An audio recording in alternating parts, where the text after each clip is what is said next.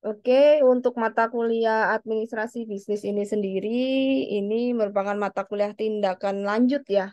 Mata kuliah yang sebenarnya butuh pengantar, yaitu dasar ilmu administrasi.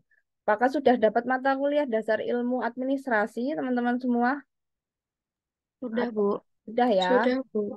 Nah, berarti nanti refresh sejenak dasar ilmu administrasi itu apa sih skupnya, perbedaannya apa dengan administrasi bisnis itu ya. Mari kita lihat.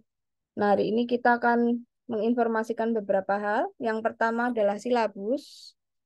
Saya akan tunjukkan materi untuk satu semesternya apa saja. Ini yang ada di dalam RPS ya, yang akan kita dapatkan satu semester di mata kuliah Advis tentang pengertian dan konsep secara umum terlebih dahulu supaya tidak bingung dengan manajemen itu apa dan administrasi itu apa dan administrasi bisnis itu apa. Juga tata tertib di kelas. Lalu ada aturan-aturan penilaiannya seperti apa dan komponen nilai juga bagaimana dengan penilaian. Nanti kita bahas jenak. Nah, sebenarnya teman-teman sudah mendapatkan dasar ilmu administrasi. Nah, ini adalah keilmuan yang sangat luas sekali ya. Administrasi ini nanti meliputi berbagai hal. Nah, kebetulan jurusan teman-teman itu kan administrasi perkantoran, itu masuk ke bidang ilmu administrasi. Tuh, administrasi perkantoran, nanti ada administrasi pendidikan, juga publik, administrasi bisnis sendiri yang nanti kita akan pelajari, bahkan ada yang negara gitu. Bu, apa hubungannya nanti negara dengan publik? Sebenarnya ada yang istilah baru dan istilah yang lama ya. Ada administrasi niaga dulu namanya administrasi niaga, teman-teman, sebelum berubah menjadi administrasi bisnis. Nah, ini dia tentang administrasi bisnis yang teman-teman akan pelajari secara menyeluruh. Jadi nanti kita akan membahas tentang tindak lanjut dari ilmu administrasi yang lebih kompleks, di mana itu terkait dengan operasional bisnis ya. Kalau administrasi itu hal-hal yang umum, misalnya tentang persuratan, lalu penawaran, juga yang terkait dengan evaluasi, pencatatan. Nah, kita akan belajar bidang dari departemen tersebut. Ketika pencatatannya untuk tujuan tertentu pemasaran berarti di sini ada eh, bidang atau tema marketing. Kalau pencatatannya tentang dengan klien, dengan CSR atau dengan pihak-pihak luar gitu, bisa jadi ini masuk ke bidang etika bisnis atau psikologi industri. Nah, ini yang akan kita pelajari ya. Atau juga pencatatan di perusahaan itu terkait dengan aturan, hukum, kontrak dengan pegawai gitu ya. Bisa masuk ke ranah Human Resource Department. Jadi ini sangat spesifik. Kita akan belajar administrasi yang spesifik khususnya untuk bidang-bidang private atau swasta. Baik, yang pertama nanti kita akan pelajari tentang ruang lingkup administrasi, yang kedua organisasi manajemen bisnis, ketiga ada transportasi, empat adalah marketing manajemen ya. Nanti tindak lanjut atau tingkat lanjut dari manajemen marketing itu adalah marketing strategis. Marketing strategis ini merupakan keilmuan khusus di administrasi bisnis. Biasanya kita butuh berapa skill dasar. Yang pertama itu copywriting, SEO optimization, sama social media marketing ya. Nah, jadi teman-teman yang sekarang mungkin sering lihat di Instagram atau di TikTok tentang online course terkait digital marketing, SEO optimization, copywriting itu merupakan skill atau kemampuan dasar untuk ilmu atau bidang marketing strategis. Dia masuk ke ranah administrasi bisnis. Kalau teman-teman mengambil jurusan administrasi bisnis ya, yang ada jurusan Adbis di Indonesia itu UI, Undip, Brawijaya sama Pajajaran kalau tidak salah. Itu ya. Di UGM ada, tapi masuknya MM, S2 MM. Konsentrasinya ada administrasi bisnis. Nah, nanti akan belajar hal-hal yang di silabus ini ya. Berikutnya ada perilaku konsumen, juga ada ekonomi makro, mikro. Kalau mikro itu terkait dengan unit-unit bisnis yang ada di masyarakat. Kalau makro ini kita belajar tentang pendapatan per kapita negara, tentang hutang negara, dan aturan global tentang ekonomi. Jadi kalau punya bisnis, teman-teman harus tahu aturan tentang ekspor impor, harus tahu suku bunga, harus tahu bagaimana meminjam ke bank, itu ya, tentang ekspor impor itu aturan yang sifatnya makro dan global ya. Ketika skupnya nasional itu sudah masuk ke makro. Kalau mikro itu yang terjadi di masyarakat dan unit bisnis di bawahnya. Jadi harus paham dari skup yang kecil sampai yang besar. Apalagi kalau punya usaha juga harus memahami aturan tersebut. Ada perilaku organisasi, juga budaya perusahaan itu masuk ya ke perilaku organisasi, seperti visi misi perusahaan, bagaimana menetapkan BMC ya teman-teman, bisnis model canvas, bagaimana menetapkan revenue, bagaimana menetapkan channel, marketing teman-teman semua, bagaimana menetapkan job desk, jam job spec itu masuk ke perilaku dan juga budaya organisasi. Jadi bisnis itu sangat kompleks. Bahkan kita juga akan belajar yang internasional bisnis, seperti apa ketika kita ingin go public secara internasional. Juga komunikasi pemasaran. Nah, komunikasi pemasaran dan komunikasi bisnis ini hampir sama, tetapi yang membedakan yang bisnis ini secara umum, sedangkan pemasaran ini yang secara khusus. Bisnis ini nanti tidak hanya hal-hal berkaitan dengan marketing, dan biasanya anak-anak ilmu sosial itu juga masuk ke bagian pemasaran di dalam perusahaan. Kalau besok kalian kerja, misal masuk ke startup, kalian melihat ada anak-anak jurusan ilmu komunikasi, dia menjadi content writer atau bagian dari marketing strategis. Mereka ini bikin konten, lalu mereka selalu update post, dan mereka menghitung ya, bikin press release, itu biasanya ada di ranah kombis ilmunya. Berarti mereka belajar juga masuk ke ilmu administrasi bisnis gitu. Lalu yang nomor 11 ada strategi dan perencanaan bisnis. Ini terkait planning karena kita dalam berbisnis atau perusahaan itu selalu punya yang namanya jangka pendek, menengah, sama jangka panjang. Harus punya planning jangka pendek, menengah, panjang. Ketika punya usaha, teman-teman harus menetapkan profit dalam jangka pendek. Misal setahun ini, akhir tahun ini profit saya harus 100 juta, misal kalau usaha properti. Dalam jangka menengah, dalam waktu 10 tahun 1 M. Jangka panjang sekitar di atas 20, kalau bisa saya sudah 100 M gitu ya. Nah, itu punya yang namanya rencana strategis. Kalau tidak seperti itu, biasanya sulit akan bertahan, gampang untuk segera disingkirkan dengan kompetitor yang lain. Karena yang namanya bisnis itu adalah hukumnya dunia atau istilahnya lingkup dimensi memakan atau kita yang dimakan. Jadi benar-benar harus berstrategi karena di situ sudah masuk area pertarungan ya teman-teman ketika berbisnis. Lalu berikutnya ada kebijakan bisnis. Nah, ini baik kebijakan di korporasi usaha itu sendiri atau kebijakan yang sifatnya menyangkut eksternal, mungkin ke stakeholder, shareholder, supplier, dan sebagainya. Lalu ada kombis dan psikologi industri. Nah, psikologi industri ini lebih ke human resource ya, lebih ke HRD teman-teman. Seperti apa kita menangani para karyawan ini, seperti apa menempatkannya, bagaimana kita membaca kompetitor dan follower, mereka punya psikologi tersendiri. Terkadang kalau bisnis awal itu biasanya kita kesulitan mencari pasar, memperbaiki kualitas produk itu tantangan awal ya.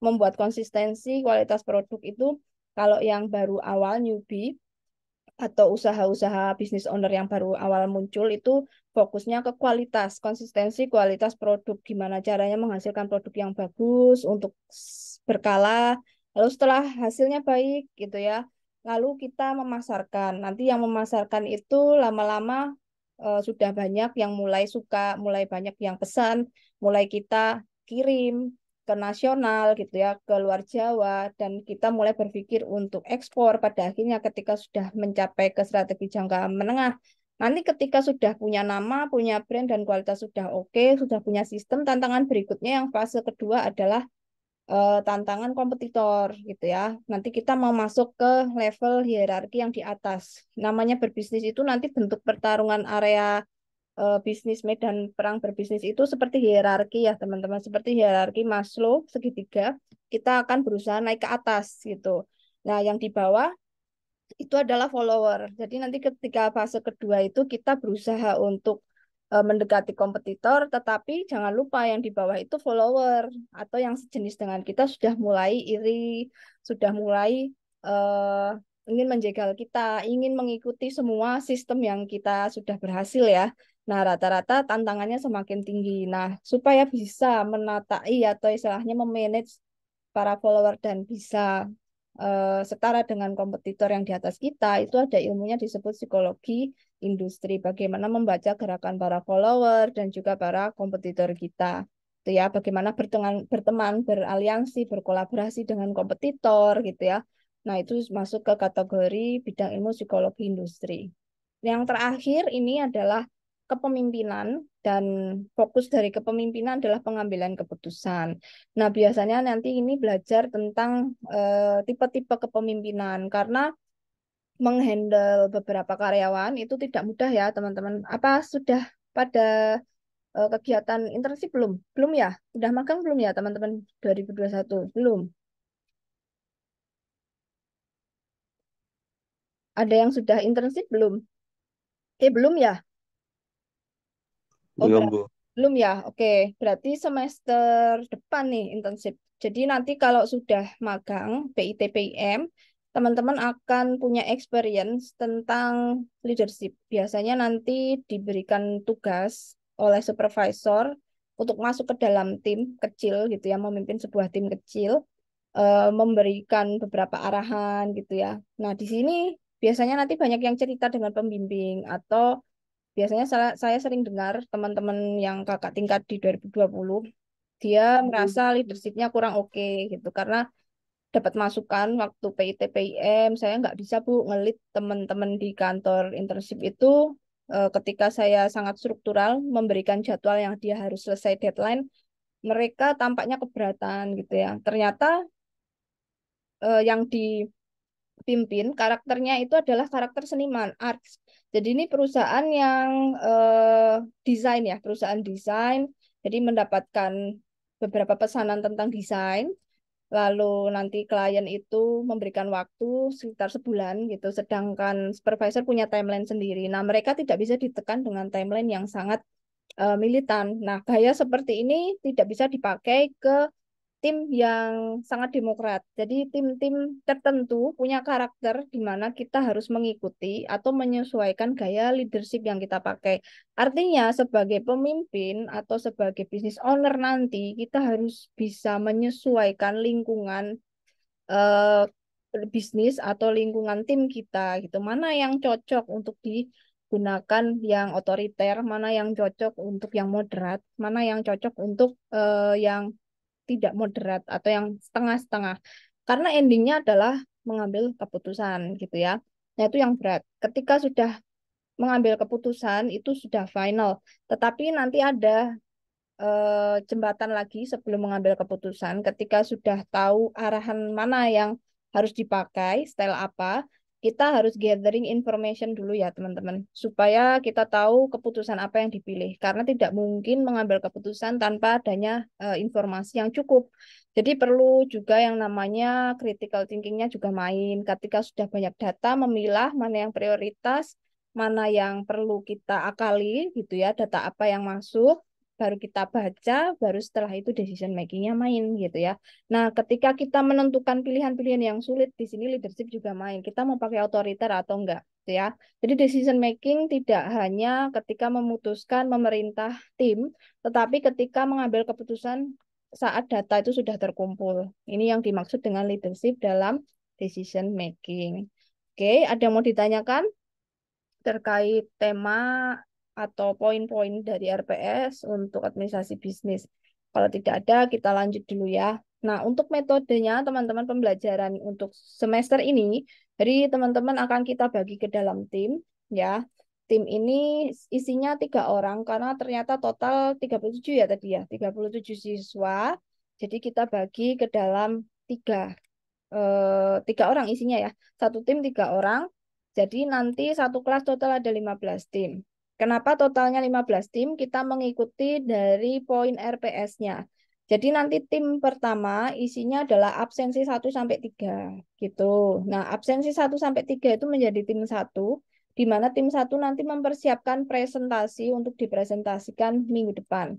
Nanti saya akan terus dampingi, setelah itu nanti saya berikan beberapa saran, masukan, dan juga luruskan dan konfirmasi mana yang data perlu diperbaiki, mana yang sudah benar, mana yang kira-kira perlu ditambahkan. Itu ya. Jadi satu tim isi 3 orang dan tiap tim itu mengerjakan poin dari silabus yang akan kita pelajari 1 semester ini. Jadi tim pertama adalah tentang pengertian ciri-ciri konsep ruang lingkup administrasi bisnis. Tim 2 OMB, yang ketiga transportasi hingga seterusnya ya teman-teman. Nah, cara mainnya nanti 3 orang ini, 1 orang menjadi moderator, 2 orang menjadi presenter. Lalu apa aja yang perlu dipresentasikan teman-teman? Nanti yang perlu dipresentasikan poinnya sudah saya tentukan. Yang pertama teman-teman harus mencari teori dan konsepnya, gitu ya. Misalnya tentang ruang lingkup administrasi, jadi harus cari konsep tentang pengertian administrasi bisnis menurut teori siapa, tahun berapa, gitu ya. Lalu ciri-ciri administrasi bisnis menurut teori A, teori B, Bapak A, Bapak B, Ibu B gitu ya, nama orang lalu tahun. Nah, itu yang disebut dengan teori. Itu ya, itu teori. Nah, ini nanti kita akan nge-link dengan karya ilmiah.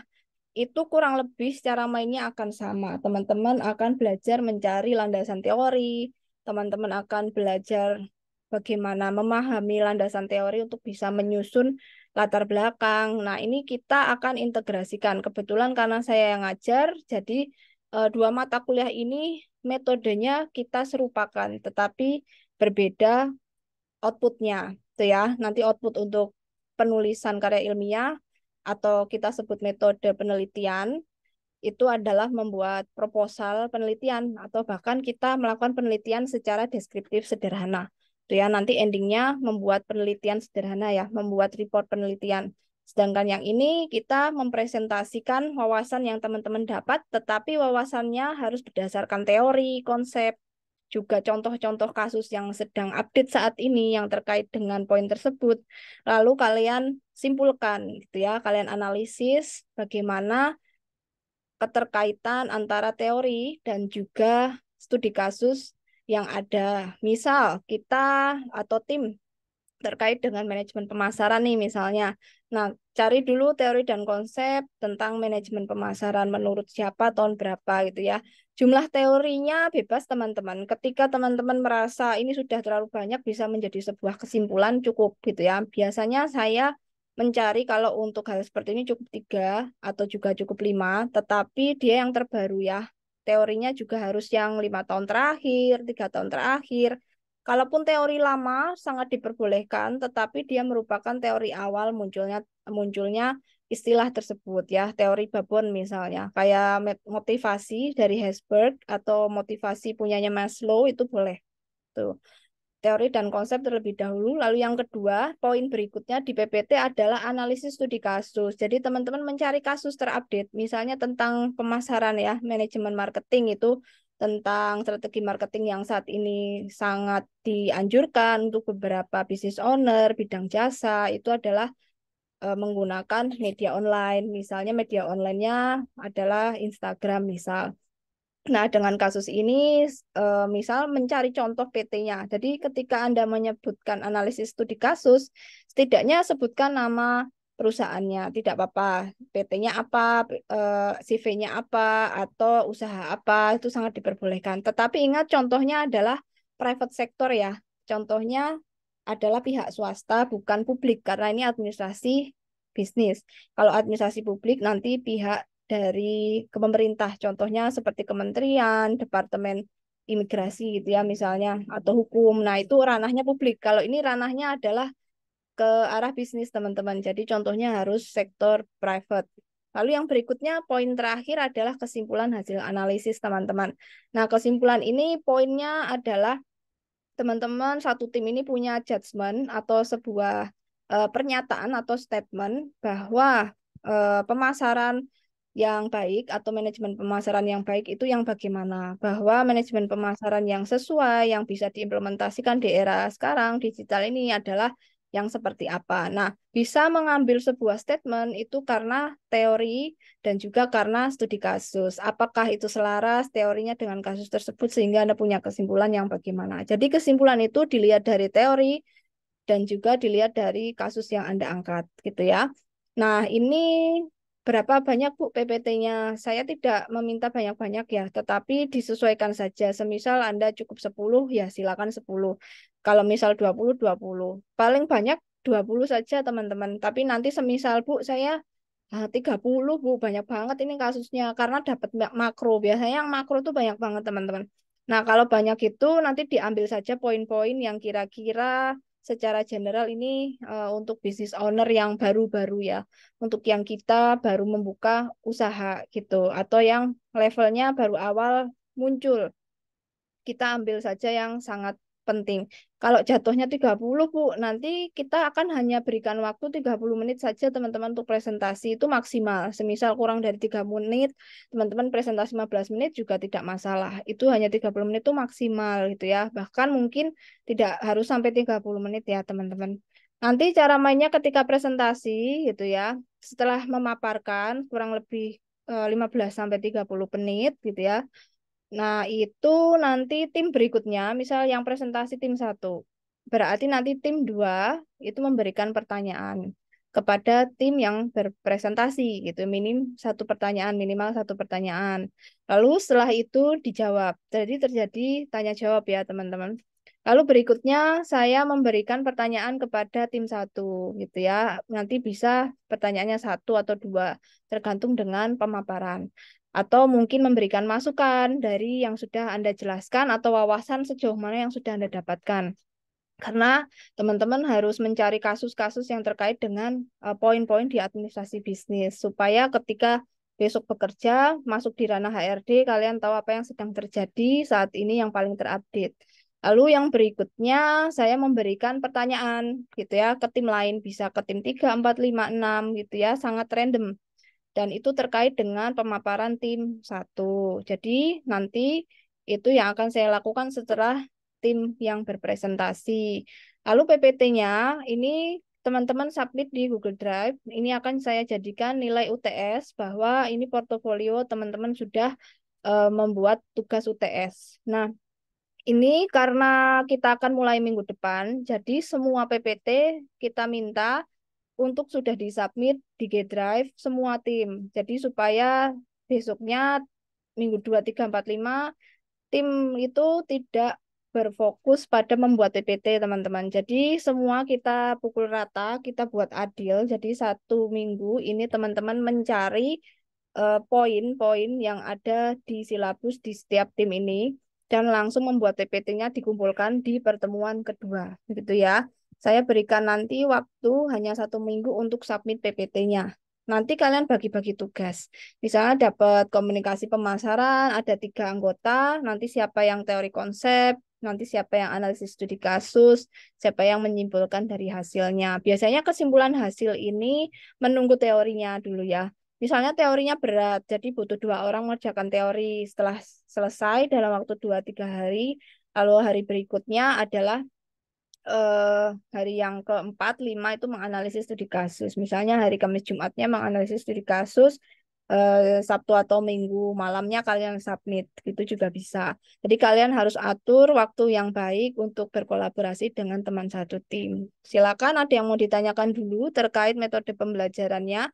Oh ya, untuk presentasinya satu hari kita satu tim, teman-teman. Tetapi ini kan ada prakteknya. Nah, nanti menyesuaikan. Kalau misal di pertemuan keempat atau kelima atau sudah UTS ya, pertemuan ke-7 8, biasanya saya mempercepat teman-teman.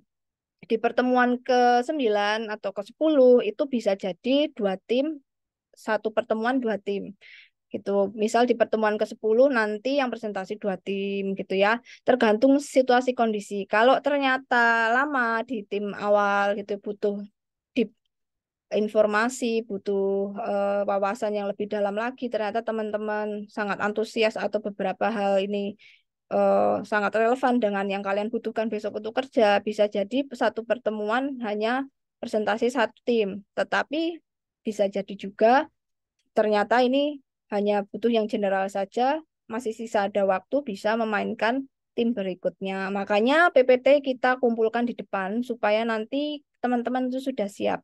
Kalau saran saya PPT itu kan secara general ya. Nanti teman-teman juga punya sifatnya draft yang di Word ya. Atau kita buatkan wawasan apa istilahnya setelah kalian dapat teori, konsep dan juga nanti hasil itu kan kalian bikin dulu di Microsoft Word ya, baru di kalian pindah ke PPT. Nah, Word-nya itu kalian jangan buang karena nanti di UAS kalian akan membuat IC-nya. IC-nya itulah yang nanti akan dijadikan UAS. Nah, IC ini yang kalian pakai untuk presentasi, yang kalian pakai untuk memahamkan wawasan kalian, untuk personal kebutuhan personal teman-teman ya. Kalau PPT-nya biasanya terburu-buru kan. Nah, kalian punya yang versi draft di Microsoft Word-nya yang nanti mungkin di submit-nya di waktu UAS dan juga ketika kalian belajar, kalian bisa masih punya gitu ya.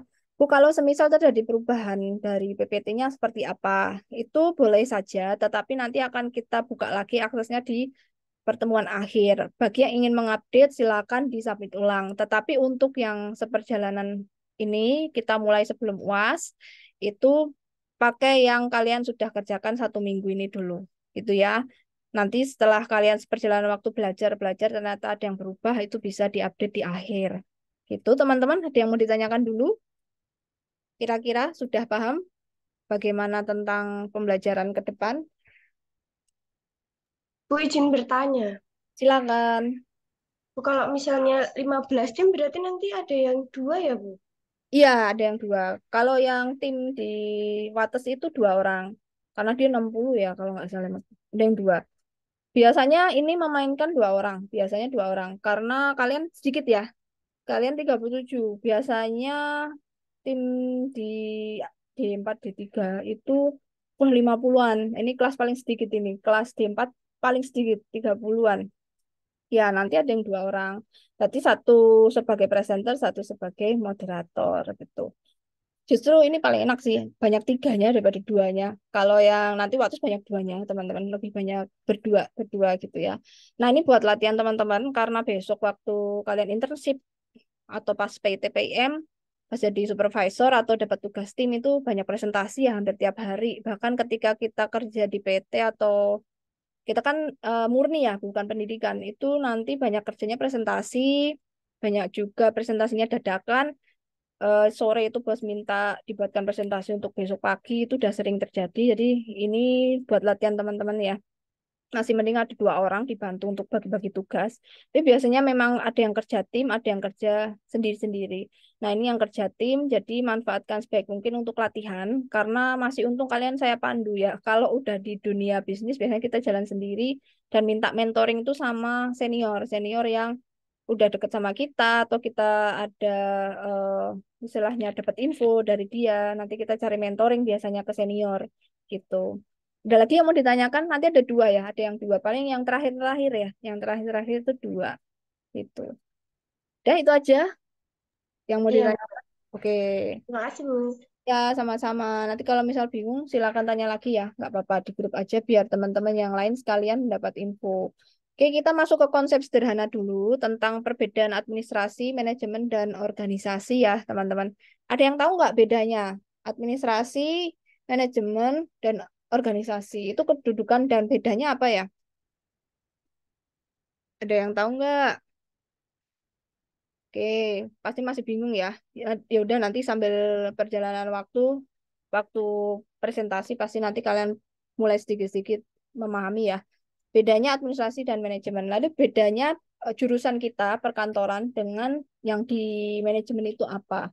Kalian pernah nggak ketemu sama anak-anak manajemen? Kalian belajar apa gitu? Sempat kalian pernah tanya nggak? Nah, kenapa kalian masuknya juga administrasi perkantoran? Kenapa nggak masuk ke manajemen gitu ya? Bahkan ada di Universitas mana tuh Solo ya, Surakarta, Negeri Surakarta kalau nggak salah manajemen perkantoran ya UI juga manajemen perkantoran, bukan administrasi perkantoran. Nah, bedanya apa? Kalau administrasi itu sifatnya dia lebih ke hal-hal yang general dan itu berkala ya, bukan rutin. Kalau manajemen itu sifatnya rutin yang harian gitu ya, yang terprogram, yang sangat terstruktur dan metodenya nanti hitungannya itu banyak angka. Jadi teman-teman yang di manajemen itu banyak nanti bersinggungan dengan evaluasi-evaluasi yang menggunakan angka gitu ya. Mesti kalau kalian pernah dengar tuh evaluasi tentang kinerja. Misalnya hari ini absen, hari ini nggak absen.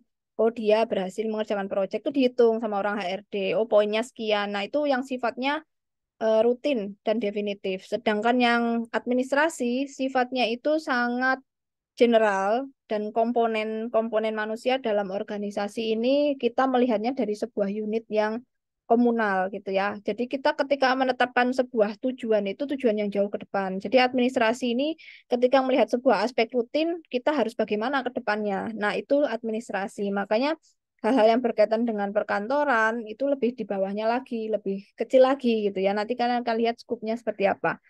Lalu untuk fokusnya, untuk yang administrasi, ini fokusnya tentang mau dibawa kemana nih visi misi dari tim kita misalnya. Kalau yang manajemen ini mengarahkan apa yang sudah ditetapkan. Jadi yang pertama kita tetapkan dulu dalam waktu jangka pendek bisnis kita mau profit berapa M, mau ber 1 M atau mau 100 juta dulu. Lalu gimana bisa mencapai 100 juta? Kita breakdown ya ke dalam kegiatan kecil per minggunya. Per minggu ini kita harus target penjualannya di Shopee 100 butir misalnya. Target hari kedua, minggu kedua itu harus 500. Nah, itu yang dilakukan oleh manajemen, teman-teman. Ya, manajemen pemasarannya. Sedangkan penetapannya itu nanti di administrasinya, gitu, di administrasi bisnis. Misalnya tadi pengambilan keputusan, terus decision making-nya. Jadi sifatnya sangat general. Jadi ketika kita punya ilmu administrasi, itu kita juga otomatis harus tahu tentang konsep manajemen, gitu ya. Lalu berikutnya administrasi kalau dilihat dari level ini kaitannya dengan hal general dan pengambilan keputusan, sedangkan yang manajemen itu yang rutin, yang sangat operasional. Nah, sedangkan kalian ini ada di letaknya kedudukannya perkantoran itu di tengah, teman-teman. Manajemen juga enggak, bisnis juga enggak, tetapi kalian itu di perantara keduanya. Kalian juga harus bisa hal yang rutin, mencatat, tetapi kalian juga di satu sisi harus bisa memutuskan. Itu ya, jadi kalian tuh sebenarnya di area yang abu-abu, apalagi yang S1 di pendidikan lagi gitu ya, yang hanya bisa jadi guru gitu. Nah, ini yang kalau yang di murni sekalian aja besok kalian ngambil S1, ngambil scholarship ke administrasi bisnis misalnya atau ke publik sekalian yang arah skupnya pengambilan keputusan yang besar. Oke. Lalu yang administrasi ini orientasi atau arahannya ke depan itu kita ngelihat bagaimana ending dari bisnis ini mau dibawa kemana gitu ya. Apakah kita mau go public dalam waktu 5 tahun atau kita hanya menjual saja dengan profit yang lebih besar lagi. Nah, sedangkan yang manajemen ini cara-caranya untuk bisa go public bagaimana, gimana caranya untuk bisa dapat profit 100 M itu tadi. Nah, cara-cara yang di breakdown secara detail itulah manajemen. Tetapi bagaimana mengarahkan, bagaimana kita menetapkan sebuah arahan yang besar, menetapkan ending, itu adalah administrasi. Jadi kalau misalnya teman-teman belum bisa mengambil sebuah keputusan besar, bisa jadi di ilmu manajemennya atau breakdown kecil-kecilnya belum punya gitu. Jadi harus dipelajari dulu secara detail bagaimana sih komponen kecil-kecil ini bisa kita lakukan per harinya, per minggunya, per bulannya, baru nanti kita buat keputusan. Nah, itu nanti ada skemanya ya, teman-teman. Lalu gimana nih kedudukan perannya? Nah, ini dia yang sangat fenomenal. Jadi ini yang akan membuka wawasan teman-teman. Silakan diperhatikan di slide. Ini adalah kedudukan dari manajemen organisasi dan administrasi. Kalian ada di lingkaran paling luar, teman-teman. Jadi otomatis kamu harus bisa jadi leader, kamu harus tahu manajemen keuangan yang baik, manajemen pemasaran yang baik, manajemen sumber daya manusia yang baik, harus bisa ngeplot. Makanya mungkin teman-teman belajar HRM atau Human Resource Management juga tidak secara detail seperti anak manajemen. Nanti anak manajemen itu belajar tentang hitungan-hitungan orang pensiun, hitungan tunjangan. Kalian enggak, kalian belajar general teori konsep. Kalian enggak sampai ngitung kan tentang bagaimana ketika dia harus dimutasi, gajinya nanti jadi turun berapa, nanti profitnya jadi berapa. Nah, itu yang dilakukan sama anak manajemen karena itu rutin yang terjadi. Tapi kita hanya tahu secara teori konsep, tidak secara detail. Nah, yang detail itu adalah jurusan manajemen. Sedangkan kepemimpinan dan manajemen itu adalah bagian dari perusahaan. Jadi di dalam perusahaan itu selalu ada yang namanya orang-orang yang bisa memimpin dan orang-orang yang memanage harian, rutin. Lalu disinilah ketika digabung jadi satu disebut dengan administrasi, hal-hal terkait dengan hal-hal administrasi. Jadi selama ini mungkin teman-teman bingung atau terbalik ya, administrasi itu hal yang kecil seperti kertas-kertas dikumpulin, dicatat. Enggak, justru yang kecil itu ketika dikumpulkan itu yang disebut hal-hal yang besar. Nah, yang baru dicatat kecil-kecil tuh bisa jadi masih manajemen yang harus di-manage. Yang kecil yang di-manage itu baru masuk ke manajemen. Ketika dikumpulin di-manage, bikin CV, bikin PT, kita bikin badan hukumnya, gitu ya. Kita bikin badan hukumnya ke notaris. Nah, disinilah yang disebut dengan administrasi. Kenapa disebut administrasi? Karena nanti ada 3 jenis administrasi itu. Satu, apakah kita ingin administrasi sifatnya private atau PT CV itu ya, atau yang sifatnya publik seperti tadi kementerian atau kita menjadi LSM gitu ya, atau menjadi sifatnya di bawah negara, BUMN atau bank, itu kan berbeda ya. Lalu ada yang administrasi yang sifatnya kemasyarakatan atau sosial gitu. Jadi berbeda lagi. Jadi administrasi itu ada 3 jenis besar. Sifat sifat sifatnya yang satu adalah swasta, yang kedua publik, kepublikannya di bawah negara dan pemerintah. Lalu yang ketiga itu adalah kemasyarakatan, bukan yang keduanya. Nah, sekarang kalian ini ada di bawah administrasi kepublikan karena di bawah kampus ya. Kampus itu di bawah Kementerian Pendidikan dan Kebudayaan Kemendikbud. Jadi administrasinya seperti KRS-an, kalian daftar, kalian penilaian itu sangat-sangat kepublikan sekali gitu ya. Bahkan mungkin terlihatnya kaku, nggak bisa digonta-ganti atau bahkan yang nanti ada perbedaannya administrasi untuk yang swasta dan untuk yang publik ya. Nanti seperjalanan waktu kita presentasi, teman-teman akan makin tahu bedanya. Nah, prospeknya seperti apa ke depan nih untuk karir di administrasi bisnis atau perkantoran, terus nanti kita dapat ilmu lagi administrasi bisnis. Biasanya administrasi bisnis itu jatuhnya kayak manajer ya, teman-teman. Jatuhnya seperti kalau nggak asisten manajer, manajer ya. Atau eksekutif, kita bilangnya CEO. Nanti jadinya CEO. Jadi jangan dipikir CEO itu gampang. Jadi ibu aku pengen jadi CEO. Tapi untuk bisa jadi CEO atau manajer, kita kan harus belajar banyak hal ya. Harus belajar tadi terkait dengan kepemimpinan. Kita juga harus ikut kursus atau pelatihan terkait macam-macam. Jadi ilmunya banyak banget. Jadi orang administrasi bisnis itu tahu banyak hal, tetapi hanya sedikit-sedikit saja. Tahu tentang keuangan ya nggak detail, tetapi tahu secara umum. Kalau misal tentang rekrutmen kita nggak ngerti aturannya, yang tahu kan anak manajemen, anak HRM ya. Orang psikologi itu biasanya dia tahu cara merekrut, tapi kita hanya tahu secara aturan umumnya. Kalau ini ngerekrut ini karakter A, masuk nggak supaya profit kita tercapai nggak? Kita hanya berpikir secara umum aja kalau administrasi bisnis. Tetapi hati-hati, hal yang secara umum ini harus tahu dasar secara detailnya. Jadi bedanya gitu, orang administrasi bisnis tahu banyak, tetapi detail. Sedangkan orang manajemen mungkin taunya hanya sedikit, tetapi detail. Kalau udah orang keuangan, keuangan dia nggak akan fokus ke HRM, dia nggak akan fokus ke pengambilan keputusan sifatnya secara perusahaan yang besar, tidak hanya satu bidang aja. Itu ya, kalau dia akunting ya akunting, biasanya gitu. Kalau dia teknik ya teknik aja. Kalau dia di HRM ya HRM. Tapi bos, pimpinan ini administrasi bisnis, dia harus tahu semua hal. Dari A sampai Z, dari operasional, keuangan, lapangan, bahkan sampai ke kompetitor dan aturan makro. Jadi administrasi bisnis itu lebih kompleks ya teman-teman.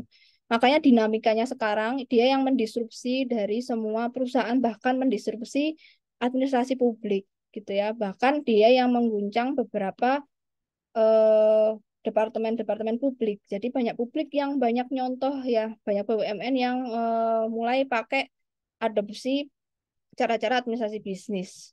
Buktinya aja menterinya yang dari orang private ya dijadikan pengambilan keputusan di ranah publik gitu ya.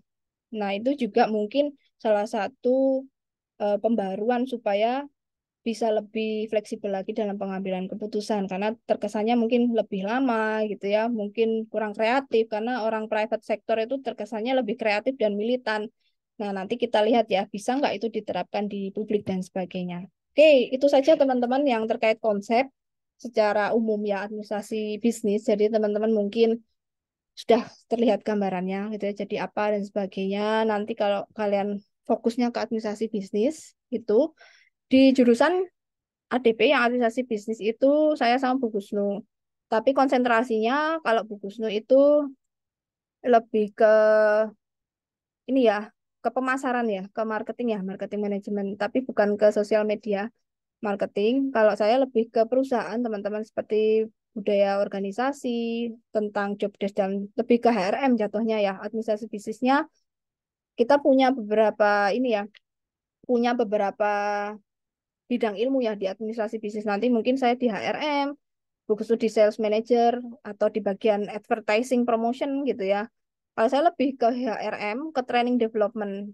Saya lebih ke orang ya, ke orang, ke bagaimana perilaku organisasi, bagaimana ke psikologi industri, bagaimana melihat kompetitor dan juga follower, melihat makro. Lebih suka hal general sih. Saya nggak terlalu suka yang details gitu ya, kecil-kecil gitu. Saya lebih suka yang hal-hal yang besar gitu, yang melihat kecil nanti digabungin, ini mengarah kemana gitu. Ini planningnya akan kemana, forecastingnya, ramalan ini akan bisa profit nggak, bisa nggak kita buka cabang. Nah, hal-hal seperti itu yang bidang saya tekuni gitu ya, teman-teman. Oke, untuk yang tata tertib kelas, ini kurang lebih nanti saya minta keterlambatannya 15 menit ya untuk yang bisa join. Semisal ada kendala, nanti bisa japri. Kalau bisa HP-nya tolong dikondisikan, tugas tolong dikumpulkan tepat waktu, tapi sejauh ini teman-teman sudah baik. Juga menjaga kebersihan, ketenangan. Ini kalau misal offline, yang ketenangan, tolong nanti kalau presentasi gitu ya, memperhatikan dengan baik, karena ini namanya ilmu, biasanya kita harus berusaha untuk menghargai ya, supaya teman-teman nanti balik dihargai oleh ilmu. Suatu saat kalau kalian baik di depan, ya, insya Allah mudah-mudahan kalian juga mendapatkan jalan yang mudah untuk dapat karir yang baik ke depan. Gitu aja. Terus tidak boleh ini ya, merokok dan sebagainya kalau sedang online gitu ya. Mungkin kalau kalian, Bu, saya lagi sarapan, mohon ini ya kebijaksanaan untuk off cam dulu. Kalau misalnya teman-teman lagi presentasi, kalian sambil nyambi gitu ya, tidak apa-apa itu ya, silakan. Oke, asesmennya ini saya melihat kehadiran juga untuk semester ini ya, teman-teman. Kalau misalnya ada izin dan sebagainya, nanti tolong dikabari. Ini di sini komposisi saya melihatnya yang paling banyak nanti adalah UAS, teman-teman ya, isainya nanti tetap mengumpulkan isai sama UTS sama tugas. Nanti yang per minggu ini saya hitung tugas presentasi itu sebagai tugas. Gimana moderator dan presenter bisa menyajikan dengan baik, bisa menanggapi pertanyaan dan juga menghidupkan suasana, bagaimana memantik rasa ingin tahu dan ilmu yang baru ini bisa sama-sama dibagi. Karena itu kunci ketika kita rapat ya, rapat di kantor. Orang bisnis itu sering banget rapat sampai capek ya, sampai muntah. Kadang kita dulu harus jelasin lagi, jelasin lagi. Tapi gimana suatu yang monoton ini menjadi hal yang baru yang mereka harus tahu gitu ya. Ada fakta menarik apa yang kira-kira mereka belum tahu. Nah, ini masuk ke skill tentang penyampaian informasi menjadi penugasan dengan nilainya mungkin lebih banyak ya dibanding kehadiran. Juga UTS karena ini UTS-nya saya nilai dari PPT yang dikumpulkan, apakah PPT-nya sudah interaktif, apakah PPT-nya baik gitu ya, apa pemilihan background-nya sudah oke. Kalian latihan bikin PPT ya. Saya termasuk orang yang banyak tugasnya bikin PPT di kantor. Nanti saya tunjukkan PPT yang baik yang bagaimana, tapi kalian jalan dulu saja. Supaya kalian tahu, oh untuk bisnis itu gradasi warna yang oke yang bagaimana. Banyak sekali asisten-asisten saya yang penelitian dan juga asisten project itu saya suruh bikin PPT sudah pada lulus ya, sudah pada lulus S1, sudah lulus D4. Untuk bikin PPT masih kurang oke, teman-teman ya. Untuk memilih gambarnya masih kurang, untuk memilih desainnya kurang. Karena anak bisnis itu harus bisa memainkan PPT sebetulnya ya.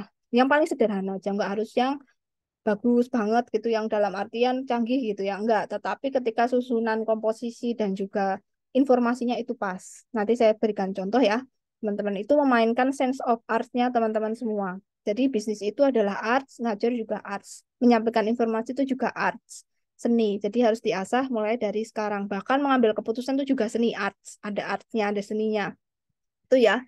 Untuk keaktifan itu juga bagian dari tugas. Jadi saya masukkan 20%. Nanti mana yang setiap minggu sering memberikan pertanyaan gitu ya. Misal dari teman-teman ada yang bertanya, itu masuk ke keaktifan. Nanti ketentuan nilainya kita bisa informasikan lebih lanjut ya. Rata-rata saya kalau anaknya aktif ya, kalau kalian aktif, saya sudah berikan nilai itu minimal sudah B plus atau A minus gitu ya teman-teman. Untuk referensinya saya pakai bukunya Ilham Fahmi di Pengantar Ilmu Administrasi Bisnis yang Alfa Beta atau yang Bisnis Perspektif Ilmu Administrasi punyanya Khalid Mawardi di Publish. Nah, ini kemarin ada kakak tingkat kalian yang magangnya di Publish nih. Gitu ya. Dan diapresiasi sekali. D4 ini banyak mendapatkan apresiasi bagus hasil kerjanya ketika internship. Nah, kemarin banyak yang bimbingan mereka merasa akan direkrut ya. Ketika internship itu banyak yang udah dilirik setelah lulus D4 itu bakal untuk dicoba ya uji coba untuk training tiga dikontrak sama dikontrak 3 bulan dulu. Jadi kalian beruntung sekali ya yang ada di D4, kalian banyak pengalaman prakteknya ketika nanti PIT PIM. Oke, itu saja teman-teman untuk sesi perdana kali ini. Ada yang ingin ditanyakan atau tidak?